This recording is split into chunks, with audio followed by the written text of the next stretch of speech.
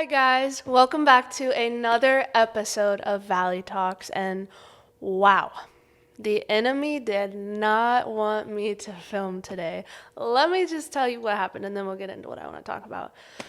So, start off, I'm definitely coming down with something, definitely sick. Won't go into the details, I'll spare you guys the details. But I just have like a lot of nasal stuff going on and my throat hurts. So that's just starting off last night and then going into today. And then I get done with church and it is, time to head over to where I film my podcast. And I get here, I think it's fine, everything's fine. I put my battery into my camera, dead. Mind you, I have like 5 batteries, right? And all of them are charged. I charged all of them. I try to use every other battery that I have. Every single one was dead. I was like, the devil really does not want me to film this for some reason. Like, who knows? But I was just like, dang, devil really doesn't want me to film because every single battery that I have is dead. So I drive all the way to Walmart to try to get one because I looked online. It said that they had them. Didn't have one. They happened to be out today, which they just had some. They said, and they were like, oh, sorry, we're out. I was like, dang, all right, well, the devil's not going to stop me from filming, so I'm going to film, and I'm just going to figure out wherever I can get a battery. So I looked it up. There was a Best Buy like maybe 15 minutes from here. Go there. I got the last one. Then I get to where I film and put the battery in. That battery's dead. And I was just like, Lord, I know you want me to film, so I'm going to film. Thank goodness my other battery that I was charging, it was good enough and I got it in, so it's fully charged. That's how we're recording right now. But after that, the camera wouldn't like focus right. And something was messed up with the settings or something, but it wouldn't focus. And I was like, what is happening right now? Like the camera wouldn't focus. I was trying to get it to work. It would not work. Called people. Thankfully, one of my friends picked up and was able to help me like figure out how to get it to focus because I guess something in the settings got messed up. But I guess we'll see if anything else happens while I'm filming this. But I'm getting you guys this message because I have a word and I feel like the word is just very good for right now and just in general. I needed to hear it. And I feel like if I needed to hear it, then other people need to hear it. And clearly, it's good because the enemy doesn't want it to get out. So, we are going to open in prayer and then we'll get started. God, I just want to thank you for everything you've given me and everyone that's watching this episode, Lord. I just thank you is not enough from where you've taken me from, Lord. And God, I want to glorify you in everything that I do. God, I pray that you allow us all to glorify you in everything that we do, Lord. And Jesus, I pray just the words to speak today, God. And I pray that you just take this sickness away, Lord, while I'm filming. And I pray that anybody that's struggling with anything, that they feel your peace right now as they watch this episode, Lord. And Jesus, I just pray that you allow us to focus and to give us a sound mind and ears to hear, Lord. And God, I pray that everything goes smoothly and I get this word out, Lord, if it's your will. In Jesus' name, amen. So, welcome back. This is the 3rd episode, and Valley Talks is basically just a podcast, Christian podcast that is kind of showing you how to, or helping you learn how to understand God's voice and take these things of the world and allow God to help you through it, and my experiences and how I got through things to hopefully help you guys. And we've had a good last 2 episodes. I'm excited for this one. So today, we are going to talk about friendship. That's a big one. And it's very important. And I feel like we underestimate friends and the impact that they have on us. And I want to start off by saying, choose your friends wisely. Because who you hang around is who you're going to become. My pastor always says, show me your friends and I'll show you your future, which is very important. And I think we don't really understand fully, or we understand, but it's not like yep, my friends, they're going to make my future bright. But we don't think about it like that, you know? People tell us that and we're just like, yeah, whatever. And then when you look at your friends, it's like, oh, or when you actually look at them and you see if they impact your life in a way that would glorify God, and if God was here, he would want to be a part of. When you start to look at it like that, you're like, no, that's definitely like, whoa, that is not who I want around me or who I would want God to see around me. So I have some good notes. I wanted to start off by just saying or talking about how Jesus picked 12 people. 12 people, and only 3 were of his inner circle. I think that is crazy. Because you saw how many people followed him and how many people were involved, and it's like you only had 3 in your inner circle and only 12 disciples. And that should be a big eye-opener for us. You want quality over quantity friends. You want people that are going to drive you closer to the Lord, that are not going to pull you back. You don't want people that have hooks in you, dragging you back this way that you just dug out of, or you just dug your way out of. And you want people that are going to push you to the Lord so much that you don't even recognize who you were. And Jesus picked each person that had a past. It doesn't matter where you came from. It doesn't matter what you've done, because the Lord can use that. And I've said this before, but the Lord can use anything that you've done. The Lord uses broken people. Everyone that Jesus used in the Bible had a story. Your testimony can be used to glorify God. And that's how you should glorify God. Showing people where you came from. This is where I was, but this is where God brought me. And with each person in your life, I'm going to do a demonstration. Let's see. How can I do this with my little props that I have? So, bear with me. Okay, the Bible is, let's think of a name. Julie. The Bible's Julie. This is you. And that tissue box is Jesus. And for those of you that are not watching the YouTube, just imagine a really long road and there's a stop sign in the middle. And the car on the other side of the stop sign is Jesus. But this is you, right? Julie looks like she's having so much fun in the world. Wow, I want to go smoke weed. I want to go drink. I want to go sleep around. Julie's doing it. She's having fun. Start to walk this way, right? And before you know it, oh, now you're with Julie. And then even further down the line, there's another person. And it's like, oh, that person's smoking weed. That person's doing stuff that's fun. Let me go down that way too. And before you know it, you're so far from Jesus that nobody would even know you were a follower. I'm going to say, man, you do not want to get so far from Jesus that people don't even know that you're a Christian. You want to live your life that it's so noticeable that people couldn't even look at you without seeing Jesus in you. So if you are in the middle and Julie's over here and you're walking that way and then there's somebody else over there, you're going to take Julie with you even further into the dark. But if you're going closer and closer to the Lord, you're going to bring those people with you, even if it's friends that you had to turn your back on and you had to push away just a little because they weren't pulling you towards Christ, they were pulling you to the darkness. Before you know it, your back might be turned to them, but they are going to see how God is moving in your life and changing your life, that they're going to start to want that. They might not know that they want Jesus, but they know that they want what you have. They know that they want that happiness and that they want that peace. So in their mind, they're like, oh, I'm going to follow him or her over this way, because wherever they're going, I want to be there. They have peace and they have joy. So I'm going to follow them. And before you know it, every person in your past is starting to move this way. And they might not, but that's okay, because it might not be their time to harvest yet. The seed can be planted, but it might not be the harvest time. And that's okay. But at least they're seeing how you're changing and where you came from and where you are now. Kind of how I brought up last week about the light is, we'll use a candle for an example. I love examples, I'm sorry. This will be the last example, I think. Can't promise, but I think.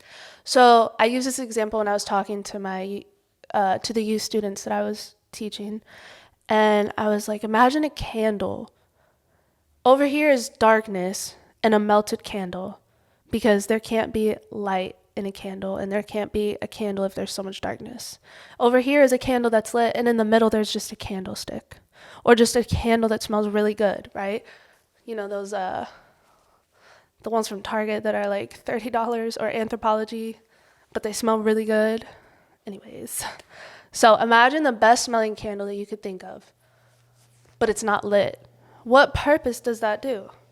What is that? Like, if you're going to be a good smelling candle, but you're not going to be lit, and you're not going to allow people to smell how good it smells, what purpose are you? That's where it comes into being lukewarm.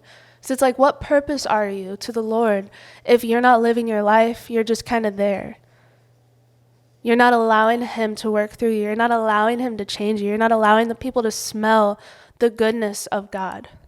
Or see, you're not allowing the people to smell, you know what? No, smell the goodness of God, because they can't see or smell or do anything with the goodness of God if you're not lighting that candle for that good smell to come out.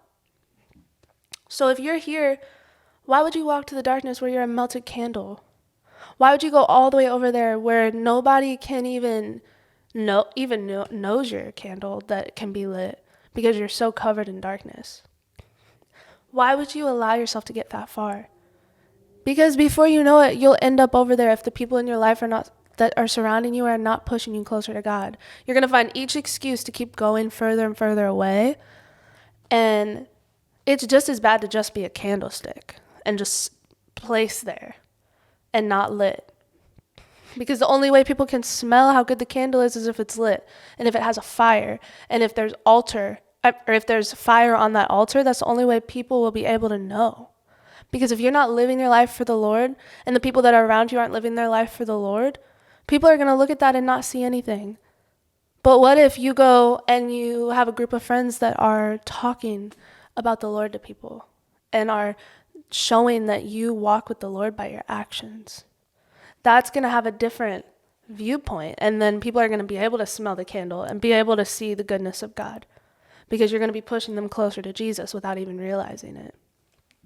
And I hope that made sense to somebody. But I didn't realize how important it was to pick friends that would push me closer to the Lord until I became the person that God wanted me to be. Because it's like, as you get older, your palate changes.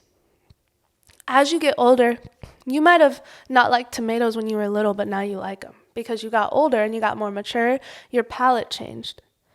Just like with the Lord, as you mature with the Lord and you get older with God, your palate's going to change. And the things that you used to love of this world, you're no longer going to want, because it's just going to not taste good. Once you've tasted and seen of the goodness of God, that's all you're going to want. And you're only going to want to keep going in that direction. Because once you've had just an ounce of his goodness, you're not going to want anything of the world. It's a presence that you can't even describe. The first time I felt God, it was just like, wow, I just tasted the goodness of God. And it was the best thing that I've ever tasted. And I want nothing to do with what I was tasting before. Because my palate changed. I grew up and I got more mature with the Lord, and I allowed the Lord to change me. And then he changed my palate. And the stuff that I was once attracted to, I'm no longer attracted to. The friends that I was attracted to and that I wanted in my life, I no longer want in my life in the way that they were, because they're not pushing me closer to the Lord. I'm running after the Lord so fast that I can't even look to my right or left right now to see if somebody is coming with me, because all I want is the Lord. The Lord is the lover of your soul. The Lord is the lover of your soul. And you should want nothing more than the Lord, because once you go to the Lord, all else will fall into place. Once you seek after God, he'll bring you those godly friends. But first, you have to look at your life and see what you're not surrendering to him in order for him to fill you up even more, to allow him to bring you those things. Someone was telling me today, it was like, because I'm not gonna lie, the enemy has been just kind of attacking me lately. And also, the Lord's been opening my eyes to things that he still wants to work on. Because just because I'm doing this podcast does not mean that I am fully done. You're never fully done. Let me just say that. But it's different struggles. And so I've realized that there's things in my life that there were layers to, that I still have to get rid of. And the Lord's been opening my eyes to that and allowing me to see that I'm not done and he has to keep filling me. But in order to fill me, I have to surrender things to him and keep surrendering everything that I have in my life to him, because without the Lord, I would have nothing. Without the Lord, you have nothing. So with all of that, I'm saying, look at your life and see what friends you have to surrender for the Lord to fill you up with people that are going to push you closer to him. But for a little bit, you might need to just focus on the Lord. Not saying isolate yourself, because it says to not isolate yourself. But I'm saying maybe you need to just attend youth group, attend young adults, attend church, mingle there, but then your alone time is spent with God. Because maybe the only way he can reach you right now is if you fully surrender everything, because everything else is taking up a priority in your life. And where God once was at the top, he's now all the way at the bottom, even under the ground. So look at your life and see who is in your life that should not be in your life. And see if what they're doing is pleasing to God.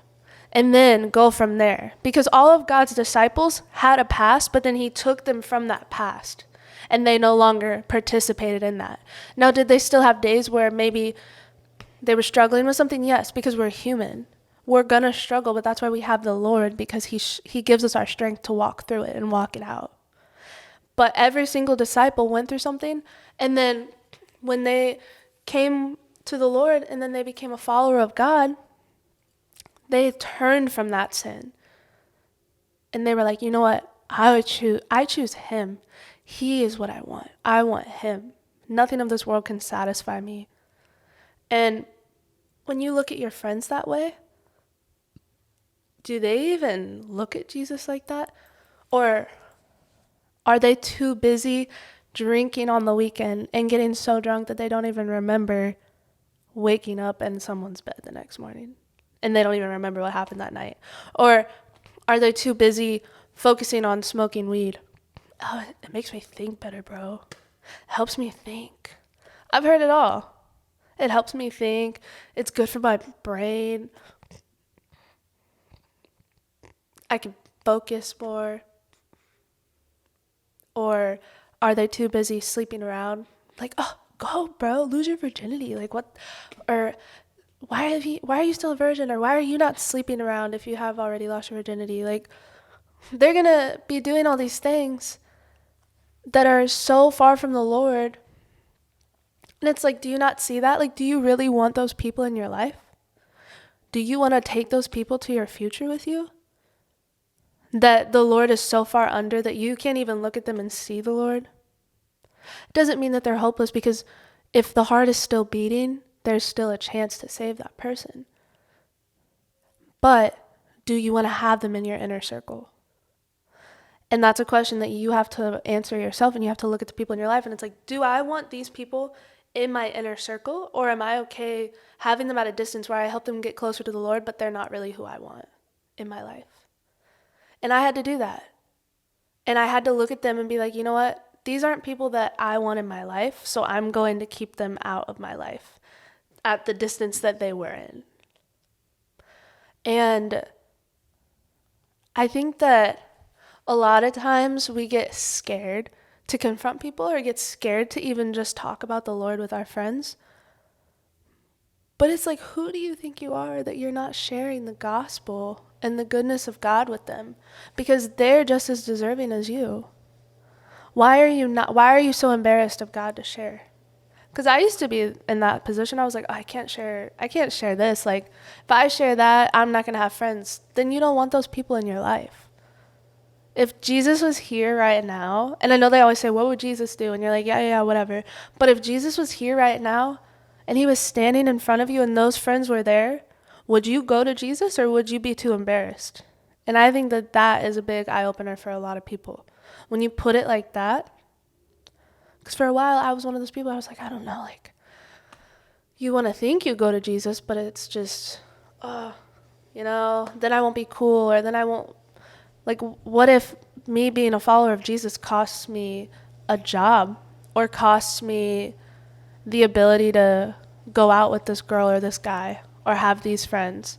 It's like, yeah, but then do you want that? Because anything that is of this world that's not of Jesus will fall. It doesn't matter how good it's going in the moment, it will not satisfy you. If something is centered around Jesus, it will prosper. And the Lord, if he has his hand on it, will bless you and will bring those things into your life. But if those things in your life do not have the Lord around them or on them, it's going to fall. It's just a matter of time. And then when it falls, you'll be all the way over here instead of over here. And nowadays, especially with high schoolers and just middle schoolers and even people in college, like, it's hard because people are so against. It's like, you can share whatever you want. You can talk about whatever you want, but you can't talk about religion. You can't talk about Jesus. Why do you think that? It's the one thing that upsets people. If you talk about Jesus, oh man, we hate you. But why? And it's because Jesus makes them, like, the name of Jesus is so powerful that it convicts them. So if you allow the people in your life to tell you that you can't talk about Jesus or you can't do Jesus, that's just as bad as denying him. It doesn't mean that you're lost. It doesn't mean that the Lord can't, like, redeem you and save you and bring you back to him. But if Jesus died for us in public. He died for us in front of everyone. He got embarrassed in front of everyone. He died on that cross after getting beaten in front of everyone to save us. But yet we can't even talk to our friends about him. We can't even tell people about him. We can't even post stuff about him, let alone tell people about him. You can't even post stuff about him? Like, what? That's insane when you think about it. And I just think a lot of us should reflect on that. It's like, how willing am I to go up to someone in public and tell them about the Lord? What if you're the one person that's going to save them? What if you're the one person that God's going to use to bring them out of the depression that they're in?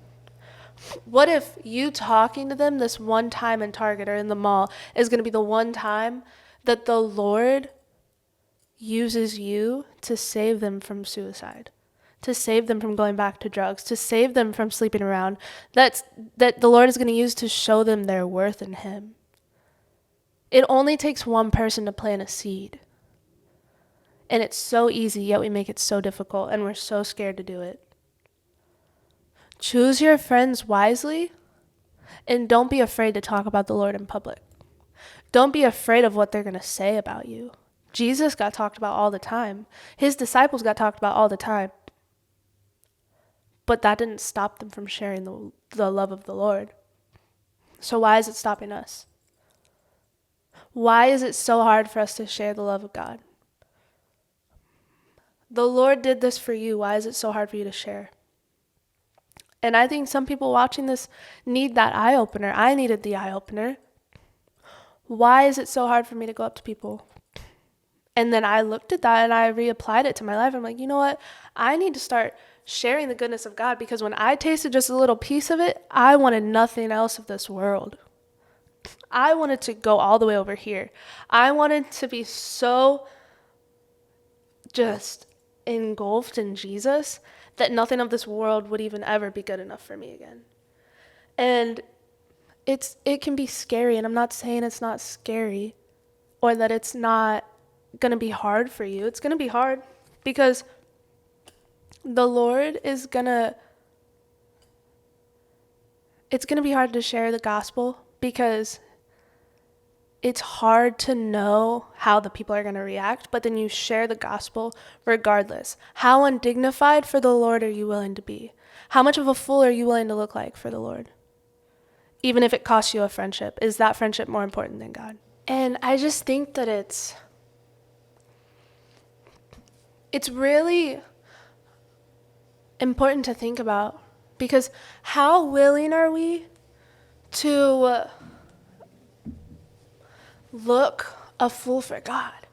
How willing are we to share the love of Jesus so much that those people don't even recognize us? So maybe they don't want anything to do with us, but that's okay, because you don't want anything to do with them if they are not of the Lord.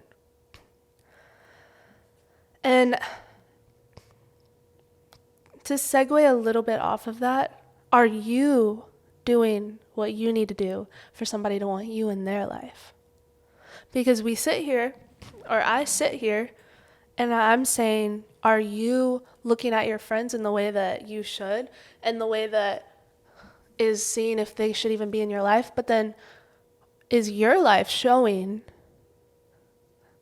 God at all? Is your life showing Jesus? Is the Jesus in you loud enough and visual enough for other people to see that they're like, yep, I can have that person in my life?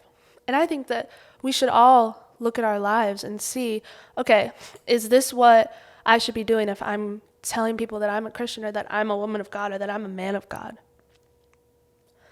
Because if you can't expect someone else to do something if you're not even doing it. You can't expect a Christian let me take that back. You can't expect a person that's walking with the Lord to want to walk with you as well if you're not even walking with the Lord. So look at your life, address the things and the flaws and the layers of trauma that are in your life, get rid of it so that the Lord can fully fill you, and then look towards God, and he will bring those friends and he will bring those people into your life to help support you. But you have to address what's in your life before you can even ask that of others. And I have 2 verses to share. So, Ecclesiastes 4:9-12. It says, 2 people are better off than one, for they can help each other succeed. If one person falls, the other can reach out and help. But someone who falls alone is in real trouble. Likewise, 2 people lying close together can keep each other warm. But how can one be warm alone? A person standing alone can be attacked and defeated from each side. But 2 can stand back to back and conquer. 3 are even better, for a triple braided cord is not easily broken.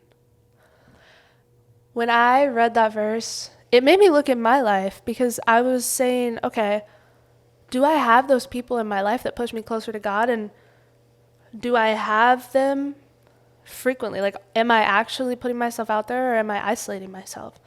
But it says 2 are better off than one, for they can help each other succeed. If you have someone in your life that's pushing you closer to the Lord, it will help you succeed, and you will get closer to God, because that person's pushing you this way instead of pulling you back. It's like tug of war. Jesus is pulling you this way, but then this person's pulling you that way. Are you going to let go of that person? Because it's tug of war, but you're still holding on to that person. So are you willing to let go of that in your past and allow Jesus to fully pull you that way? Or are you going to sit there and pretend like that person has a hold of you when really you're holding on also? Man, I'm going to repeat that.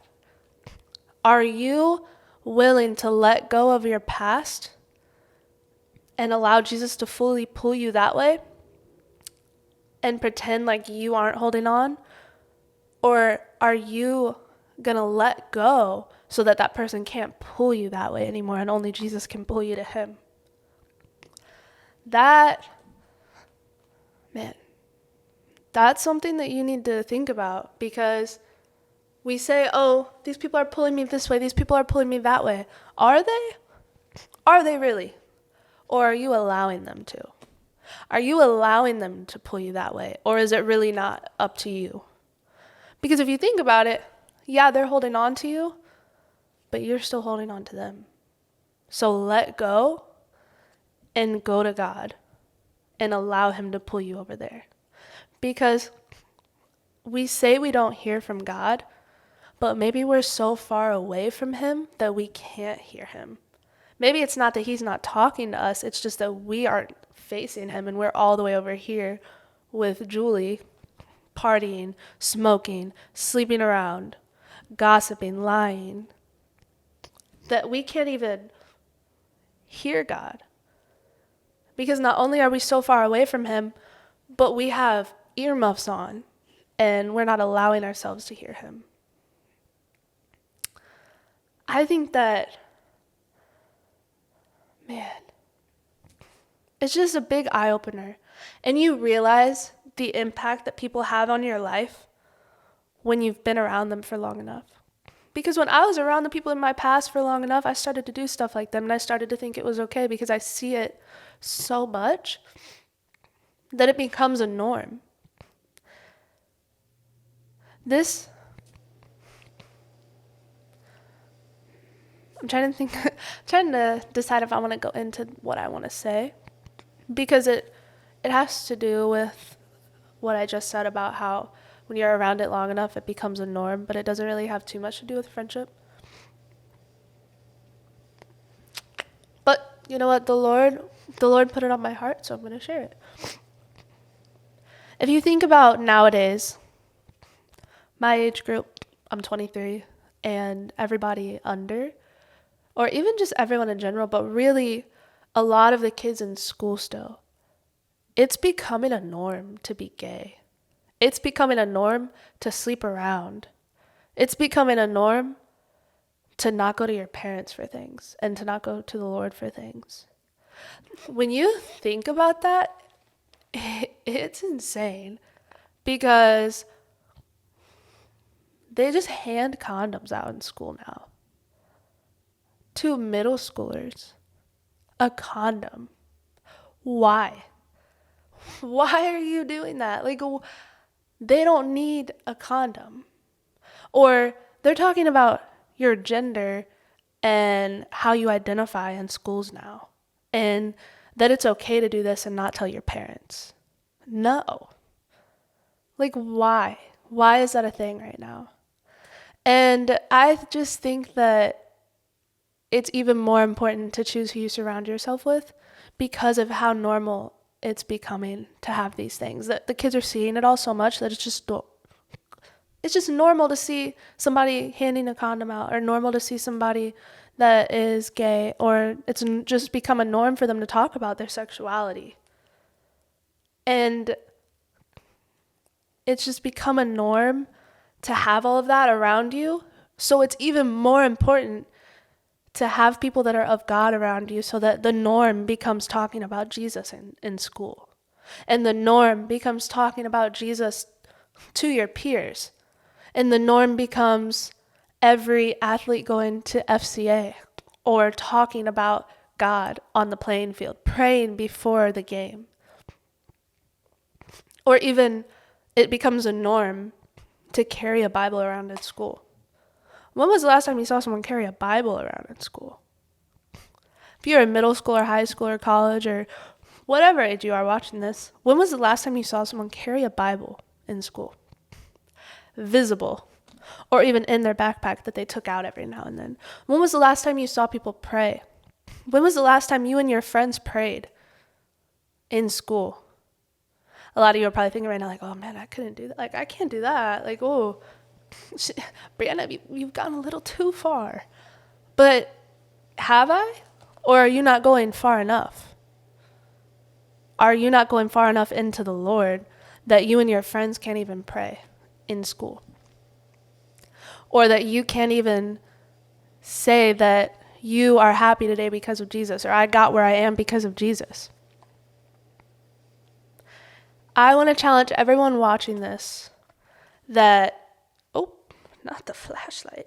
I want to challenge everyone watching this to pray for someone, or just pray in public this week, which it shouldn't even be a challenge, but I want you guys to step out of your comfort zone and pray for someone, or have a Bible in your hand when you're in school or when you're out in public. Have a Bible study in public. I love coffee. I don't know who else loves coffee or matcha, but go have a Bible study in a coffee shop. Bring people around you so that you can push them closer to the Lord. Choose who you have around you and choose them wisely so that they're not afraid to do that with you. And when you're scared, they're like, oh, why are you not doing this? Like, come on, let's go. Instead of, yeah, you're right, we shouldn't go out and do that. Pick your friends wisely, because they will impact you so much that you could fully change into somebody that God never intended you to be. because of the choices you're making to pull you back and not let go of your past and what those people are doing. And the next verse is John 15:15. It says, give me 1 second.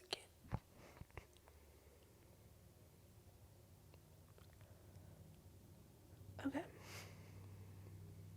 Man, and this is all in red, which means that the Lord said that. So, it says, I do not call you servants anymore because a servant doesn't know what his master is doing. Wow.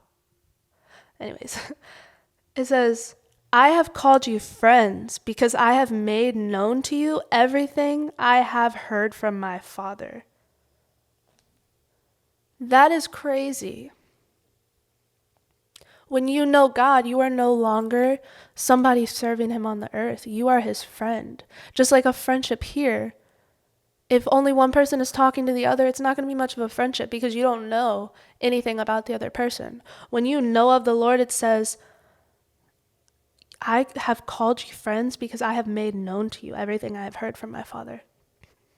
When you face towards the Lord and you look towards God and you allow him to know everything about you and you know everything about him, you are his friend. And then because he is the lover of our souls. Jesus is the lover of our soul. But we don't treat him like that. And some of our friends might not treat him like that.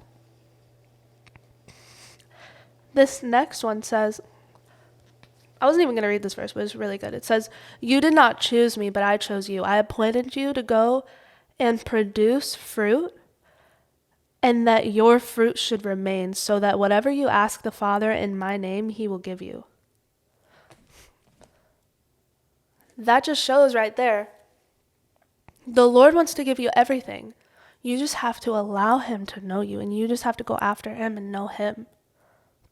And sorry, my throat's getting a little dry. But when you run after God as fast as you can, he will bring people into your life. And I said this in the beginning of the video, but I'm going to bring it back in for the ending.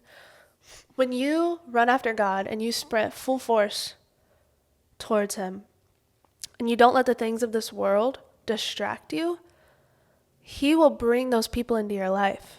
But you have to get rid of and let go of your past, because when you follow Christ, you are a new creation. So, yes, your palate will change and you won't want anything of the world, but that's after you allow God to fill you. That's after you let go of the past and of the people pulling you back. Because you have to let go in order for the Lord to change you, and in order for the Lord to change your palate, and in order for the Lord to know you more and for you to know him more, you have to let go of those people in your life that are not pulling you or pushing you closer to God. And it's so important. And it's so important to tell people about the Lord. So you need to pick or choose people to have in your life that you wouldn't be ashamed of Jesus seeing. You wouldn't have to hide them. It's like, okay, this will get a little unserious for a moment, but it's like when you go to show your friends the person that you like or that you're talking to, and you're like, oh, he just doesn't post that many good pictures on Instagram. Or, oh, don't judge that. Like, oh, no, like calm down. We get it. But it's kind of like that, where it's like, oh, no, Jesus, but like, no, they don't always smoke. Or, no, they don't always sleep around. Like, oh, that was just a bad picture. Like, that was just this. Like, you shouldn't have to explain your friends to Jesus. You should not have to defend your friends to Jesus. You should have friends that are making you a better person and making you change what you post and change what you talk about and change what you do in your life. And that when you see Jesus, you can show him that Instagram Be like, look, yeah, that was them. They were doing this. They were talking about the Lord. They were doing this. They were doing this. And you're not defending them and embarrassed for what they were doing. But you are now able to be like, oh, they were glorifying the Lord so much that I didn't even have to explain why I was friends with them. I didn't even have to defend myself for having them in my life, because they are glorifying the Lord so much that they're making me go after the Lord more. But it's something that you just have to think on, and you have to really look at in your life. Who is in your life that you think should stay there? And only you can answer that. Only you can decide who stays in your life and who goes, because only you decide how much you're willing to go after the Lord and how much you're willing to be that candle that is on fire for God, not the candle that's just standing there. So I want you to go through this week, pray for somebody, pray in public, read your word in public, post something about it, talk to people about it, and figure out who in your life needs to not be in your life, even if it's hard. Because what you will get when you go to the Lord is far greater than the hurt that you will have leaving those friends behind for the moment, because that pain is temporary.